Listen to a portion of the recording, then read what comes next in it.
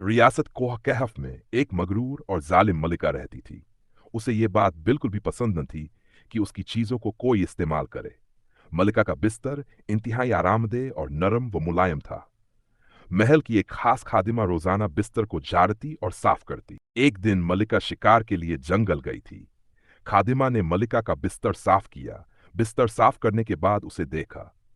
खादिमा का हमेशा से ख्वाब था कि वो कभी इस खूबसूरत बिस्तर पर सोएगी।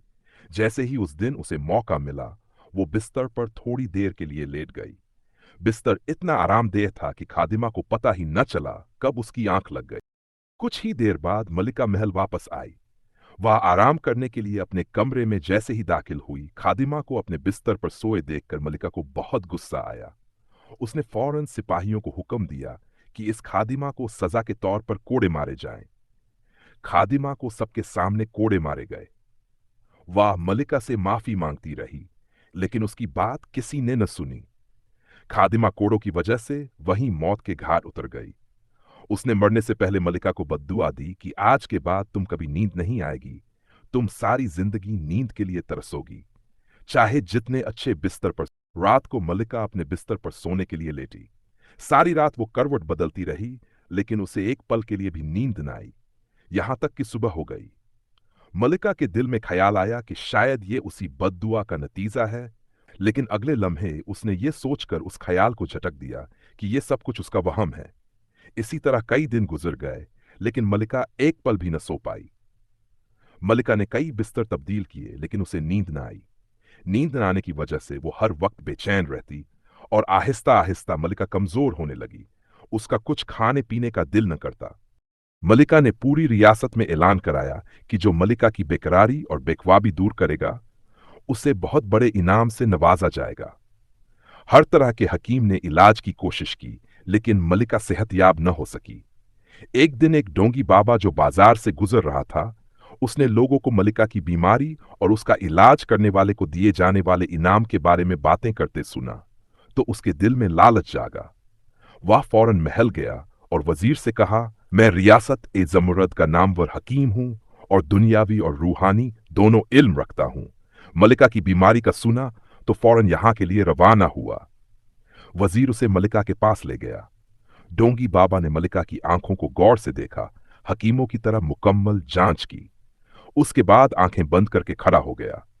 कुछ देर बाद उसने आंखें खोली। बद्दुआ हकीमों की दवाइयों से खत्म नहीं होती। उसे खत्म करने के लिए भारी कीमत अदा करनी पड़ती है। मलिका ने उससे पूछा, क्या कीमत अदा करनी होगी?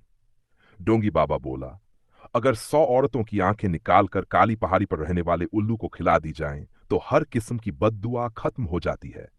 मलिका फौरन मान गई। वो हर हाल में बद्दुआ का खात्मा चाहती थी। मलिका ने वजीर को हुक्म दिया, कल रियासत की तमाम औरतें महल में हाजिर हों और जो हाजिर न हुई उसे रियासत से बेदखल कर दिया जाए। इस रियासत में एक गरीब बड़ी अपनी बूढ़ी मां के साथ रहता था। उसकी बूढ़ी मां ने जब ये ऐलान सुना कि उसकी आंखें निकाल ली जाएंगी, तो वो सारी रात बैठकर रोती रही। उसके बेटे ने उसे तसल्ली दी कि उसे कुछ नहीं होगा, अल्लाह रहम करेगा।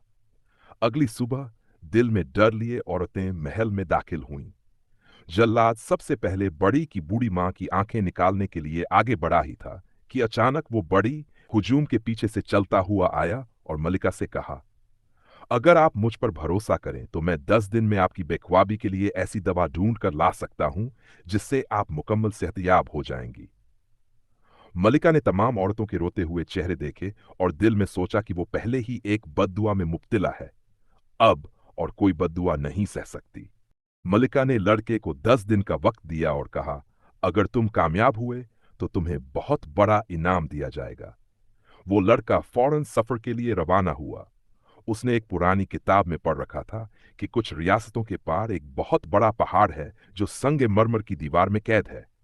उस पहाड़ पर एक जादुई फूल है जो कई सालों में सिर्फ एक ही बार खिलता है। उस फूल का रस हर किस्म की दुनियावी और रूहानी बीमारी को ठीक कर सकता है। रियासत से बाहर निकलते ही जंगल में उसे एक बदसूरत बुढ़िया मिली। बुढ़िया ने उससे कहा, तुम शायद किसी लंबे सफर पर निकले हो। लड़के ने उसे बताया कि वो मलिका का इलाज तलाश करने निकला है। वो बुढ़िया एक चुड़ैल थी और उस फूल की हिफाजत करती थी और जो भी उस फूल की तलाश में निकलता उसे अपनी चालाकी से मार देती।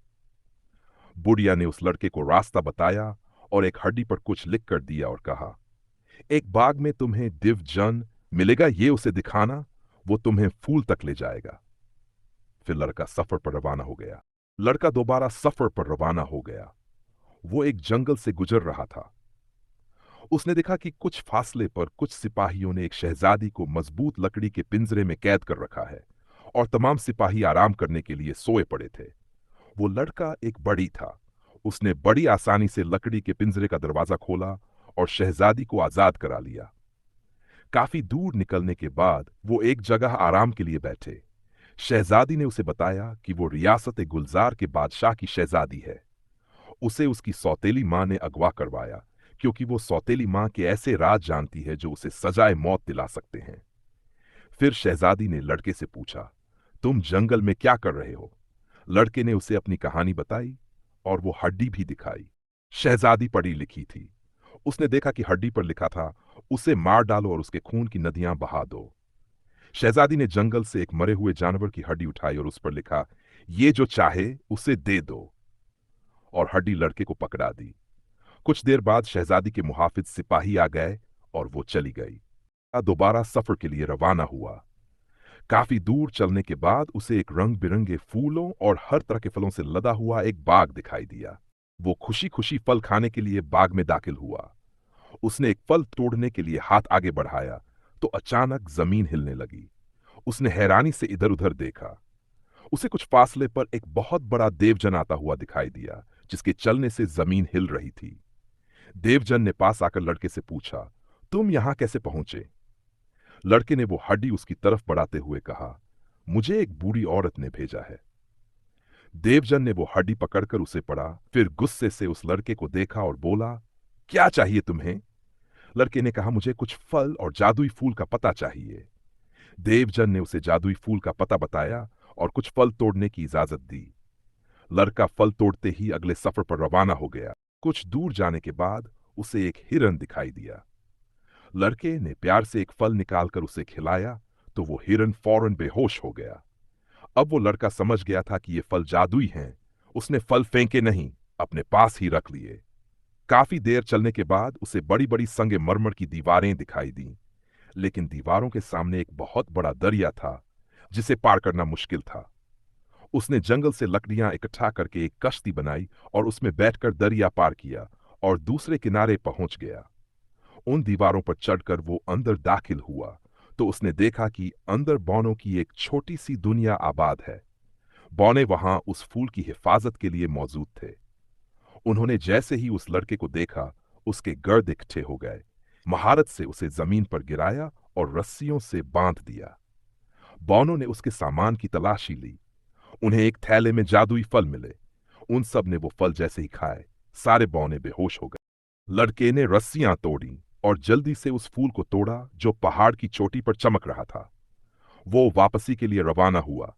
जैसे ही वो महल पहुंचा, उसने देखा कि महल के तमाम लोग उदास हैं। उसने वजीर से पूछा तो उसने बताया, मलिका कुमारी की वजह से अब बोल भी नहीं सकती, शायद उनका आखिरी वक्त करीब है। वो वजीर के साथ मलिका के कमरे में गया। उसने फूल का रस निकालकर मलिका के मुंह में डाला। मलिका फौरन सेहतयाब होकर उठ बैठी। उसे देखकर लग ही नहीं रहा था कि वो कभी बीमार थी। उसने रियासत के तमाम लोगों से अपने रवैये की माफी मांगी और उस लड़के को इनाम के तौर पर आधी रियासत दे दी। कुछ दिनों बाद रियासत गुलजार के बादशाह ने उसे और उसकी मां को दावत पर बुला भेजा। जब वो दावत पर गए तो बादशाह ने लड़के की मां से शहजादी और लड़के की शादी की बात की, जिस पर सब ने रजामंदी का इजहार किया। फिर उन दोनों की धूमधाम से शादी हो गई और एक गरीब बड़ी रियासत का बादशाह बन गया।